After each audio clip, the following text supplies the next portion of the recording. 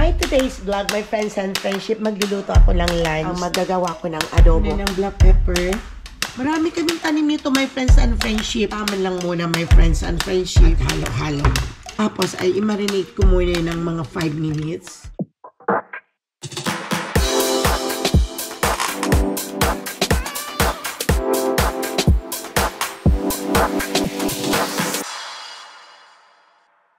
Welcome back to my channel, my friends and friendship. Ngayon is morning at magre-ready ako ng aming breakfast. At itong si Habi ay hindi pa nakatapos na dito sa kwarto at katatapos lang na niyang magdialysis at nagtitake pa siya ng kanyang BP. Katatapos ko lang na i-take ang kanyang BP. Nagtitake siya ng kanyang oxygen. Ito ang kanyang oxygen. I-check niya.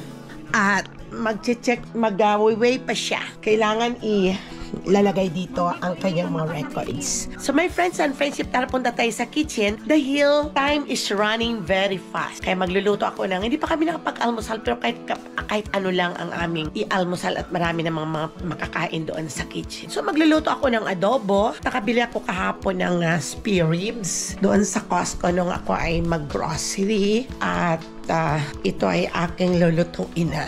Ito my friends and friendship ang belly na aking nabili at gagawin kong adobo. Ito nahiwa ko na yung iba. Yung mga ribs ako rito pwedeng sinigang, pwedeng adobo, but at this time I'm gonna make adobo. Yung some of this is gagawin ko ng adobo para may ulam kami ngayon. Kailangan medyo madami-dami ang lulutuin ko para until tomorrow. Dahil ang adobo is very taste good talaga siya pag na overnight na siya at iinit-initin mo lang. Okay? Panoorin na lang niya ako, my friends and friendship. My today's vlog, my friends and friendship, magluluto ako ng lunch. At ito lang yata ang uulamin namin ang magagawa ko ng adobo. Yung ribs, akala ko ang nabili ko is baby ribs. Spare ribs ang nabili ko kaya hindi ko maputol, matigas. Kaya ito na lang ihalo ko sa adobo dito sa pork belly. Kaya dinamid-damihan ko ng konti para kung hindi naman maubos, hindi naman masisira. Very simple lang naman ang aking adobo na ingredients is bawang, sibuyas, magic sarap, ricado, yung itong black pepper, ito lang naman, toyo at saka of course suka at may kaunti ako ilalagay na Knorr seasoning. Yun lang ang aking ingredients sa aking adobo. Nasa sa inyo po ang pagsarap ng inyong niluluto kung nasa sa puso. Kaya kung alin ang mabuti para sa isip niyo ay gawin ninyo, wag lang masyadong maalat. Kaya abangan na lang ninyo. Nilagyan ko muna ng black pepper itong aking meat ng pork. Mas masarap naman pag medyo madami ang black pepper para mabango-bango. Mayroon pa ako dito natira kasi yung mga nabibili ko sa store ay pinaglalagay ko lang sa ziplock para hindi magkalat.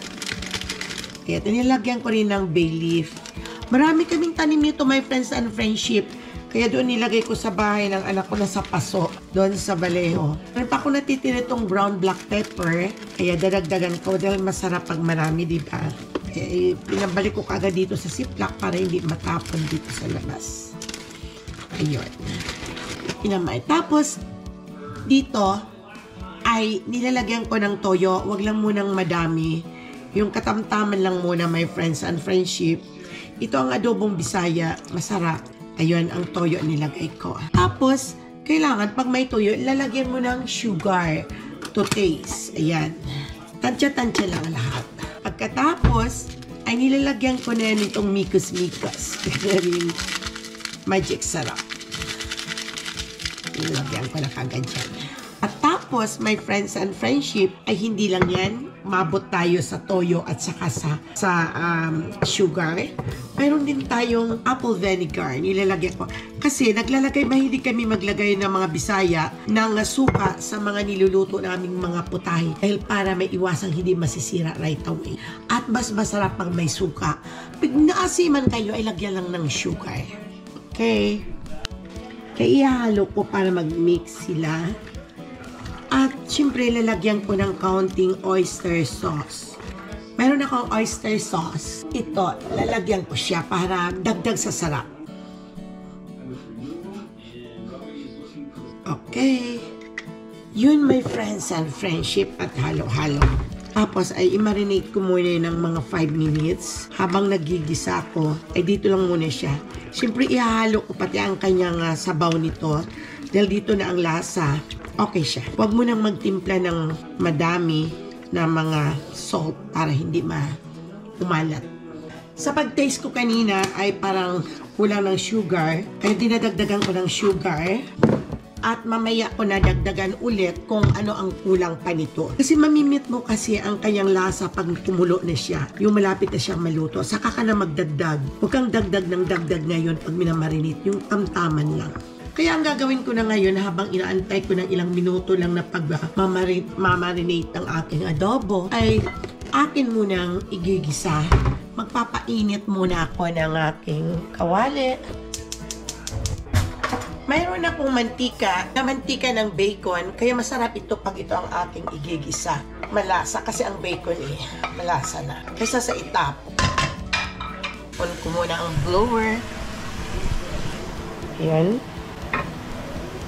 May mga natitira pa akong kanin pero nagsaing na din ako. Ayan. Alisin ko na. Tapos kahapon, yung galing sa Pilipinas na mga daing, nakapagluto ako ng kaunti. May natitira pa ng kaunti. Hindi ko na ipakita muna sa inyo dahil kaunti lang naman ang niluto. Dahil sa mainit na ang ating mantika, igigisa ko na itong bawang. So far ngayon, my friends and friendship, mainit ang panahon ngayon dito sa California. Pero hindi pa rin maiwasan ang grabing lamig. Ganon din siguro sa atin sa Pilipinas, may time na malamig na malamig.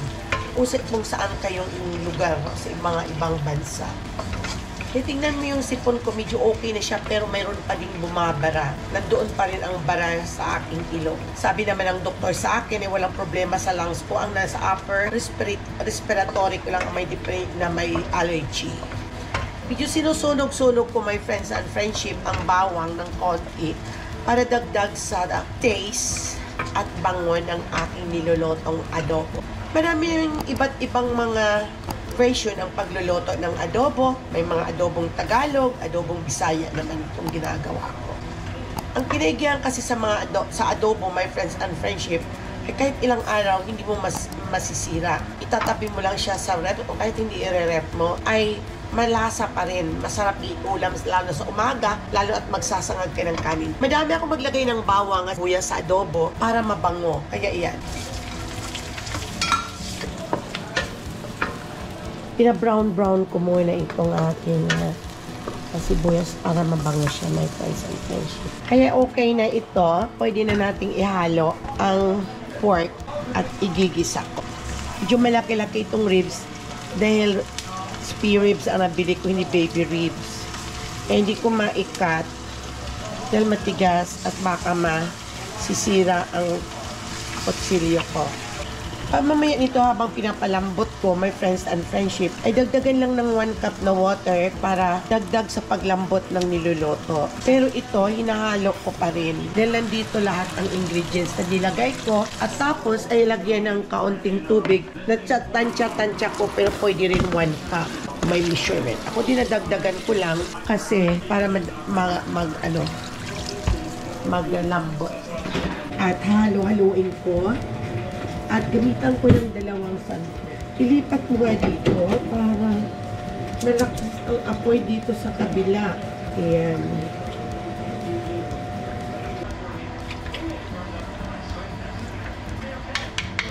Takpan ko muna. Kukuha muna ako ng takip, my friends and friendship. At takpan ko muna. Wala kasi itong takip, itong aking kawali na to. Kaya ito lang itong takip ko. Habang nag-aantay ako ng aking pinapakulo na naluto ko, ay aking itong natira sa pork belly. Hinihiwa ko na lang at ilalagay ko sa ziplock. At kung magsigang ay pwedeng dito ay magkukuha ng panghalo. Lalagay ko na lang ito, my friends and friendship, sa ziplock. Ganon din ang spare ribs. Papa Dude is not eating his breakfast yet. Dahil matagal pa siya pag lumabas. Marami pa siya mga ginagawa. Pero ako kaninang umaga, when I woke up this morning, nung pumasok si Zoe, ay uminom ako ng kape at kumain ako ng croissant at uminom ng gamot. Pero maya kakain ako ng oatmeal. Dahil that's not enough sa aking breakfast. Ilagay ko muna ito sa bread. Ito ay paghiwa-hiwain ko na din para madali lang magluto. Dahil hindi mo naman mauubos lahat pag ito ay niluto mo lahat. Ang masaklap lang nito, my friends and friendship, ay mali ang aking nabili, hindi baby ribs. Ang nabili ko is spare ribs, yung pang-ihaw talaga. Pero pang-sigang dapat. Pero okay lang na pang-sigang din ito, my friends and friendship. Kaya lang, hindi ko maihiwa dahil matigas ang kanyang buto.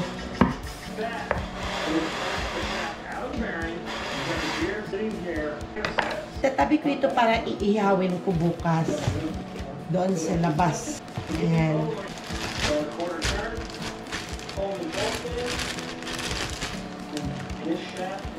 At ito na ihiwa ko, ay sineperate ko para itatabi ko din doon sa Fred's. At kung ano ang mailuluto o magsigang, ay pwede dito kumuha.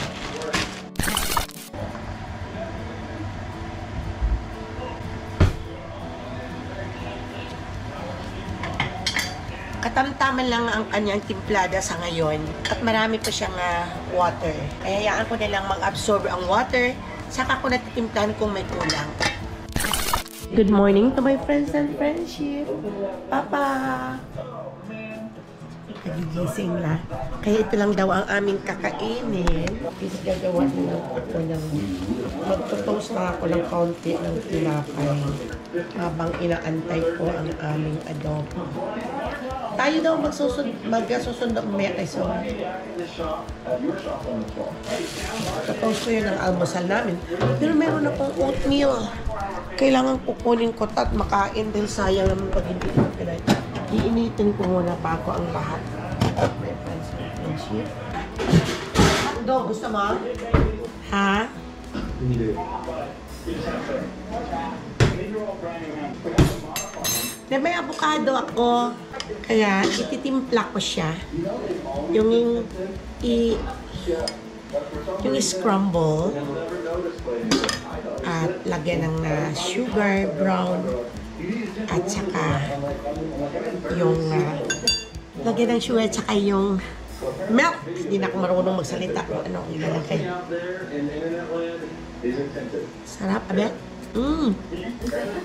Harap talaga ng California avocado.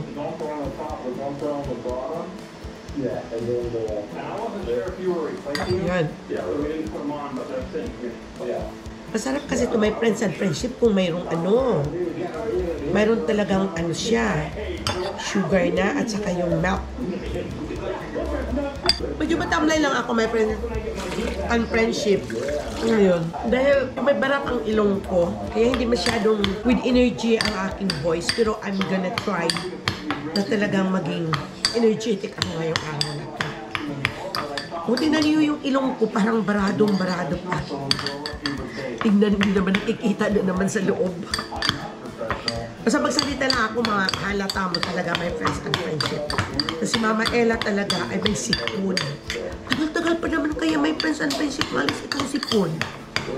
Ilang araw na to, buti yung ubo ko nag-less na. Pero alam mo, nung ubo ako ng ubo. Ay naku, kakandaihi ako sa kakaubo. Totoo yun, my friends and friendship. Talagang grabe.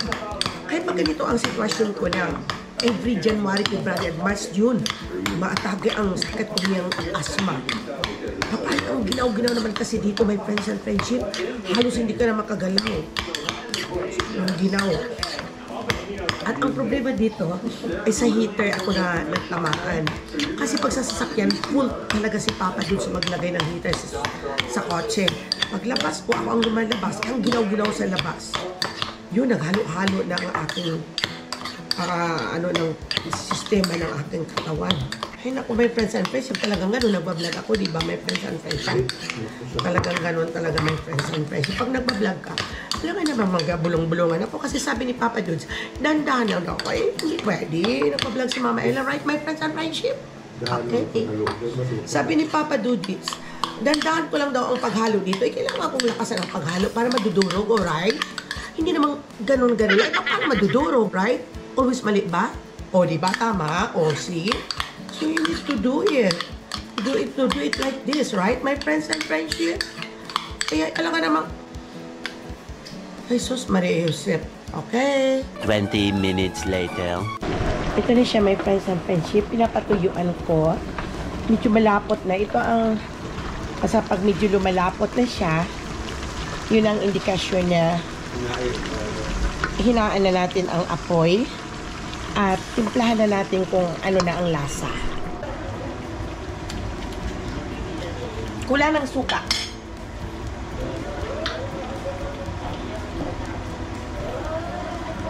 Masarap kasi sa adobo, my friends and friendship, ay maasim. Ayun. Timplahan ko na siya at haluin. Kasi pag ang adobo hindi medyo walang asim, parang hindi adobo. Ganun kasi kami sa Bisaya. Pag nag-adobo kahit manok, isda, kailangan maasim. Pag nag-adobo kami ng tuna, kailangan i-adobo talaga siya sa suka para mawala ang langsa.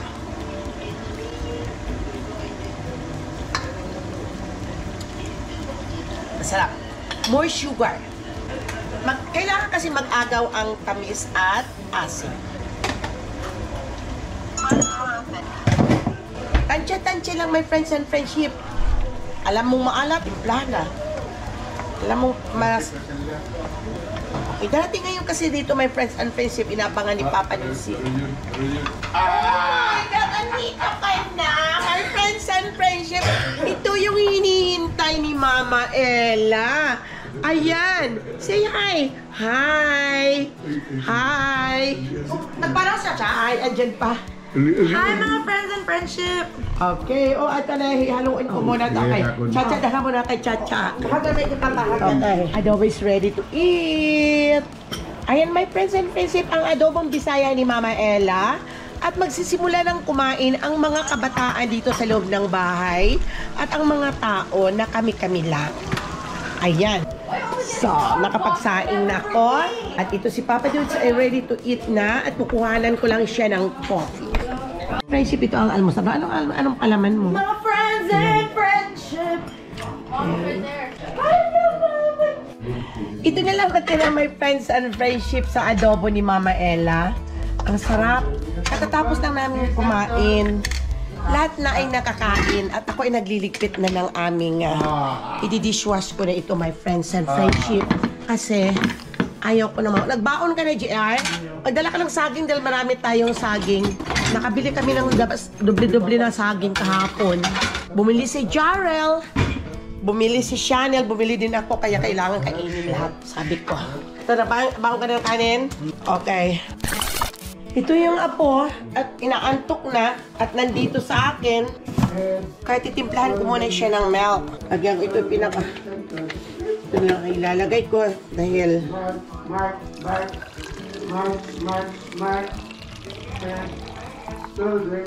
Ayan. Init kaya ito. Medyo mainit. Bawasan ko na lang kaya. At lagyan ng... Init. Ay nako, talaga ang buhay ng isang lola parang lagare sa pag-asikaso sa mga apo. Not all the time naman dito si Cass. Off naman ngayon ni mami niya at nagpunta lang dito ang mami din niya para makapag-jogging dito sa may park.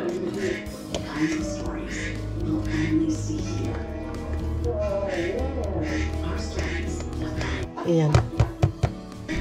Tulugin ka na si Casa hanggang sa muling pagkikita natin dito sa aking YouTube. Don't forget to subscribe my channel, Mama Ella Boholano Vlog. Don't forget to hit the notification bell para lagi-lagi kayong may update sa aking mga vlog. And like, and you can comment down below the box, my friends and friendship. Parati kong sinasabi sa inyo, my friends and friendship, ang palala ko lang sa inyo, always be pretty and always in a good health, my friends and friendship, and smile. Say hi! Hi! Yan si Cash. Okay, bye-bye. Shout out si...